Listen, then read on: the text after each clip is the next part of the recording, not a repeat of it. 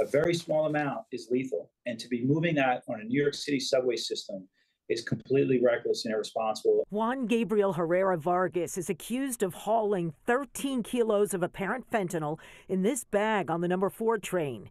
He ran away from drug agents who stopped him on Heath Avenue in the Bronx. A lot of the trafficking operations have a base in the Bronx.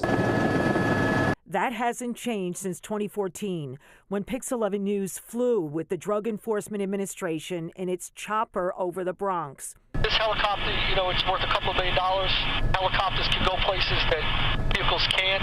The DEA task force said Herrera Vargas was part of a major trafficking organization that was packaging drugs inside this apartment on Heath Avenue. Only a short time ago, 4 babies were poisoned in the Bronx. 1 died.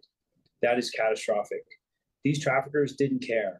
They're moving larger quantities of fentanyl. There are massive profits to be made by Mexican cartels from the cheap-to-produce fentanyl.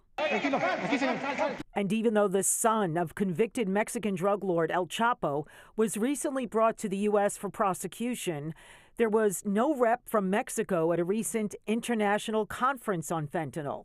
A retired DEA official commented on that. There's only one problem. The Mexican government is not here. What does that tell the White House? The CDC reported more than 110,000 Americans fatally overdosed in 2022, 70% of them from cheap synthetic painkillers like fentanyl. And now there's an animal tranquilizer called Tranq that's being laced into the drug supply.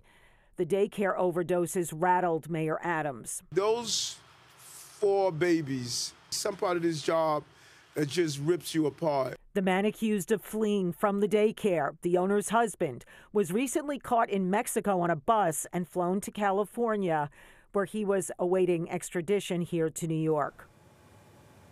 The mayor's 2-day summit on fentanyl is supposed to happen next week, but another conference hosted by the DEA called the Family Summit on Fentanyl is being postponed because of a possible shutdown of the federal government.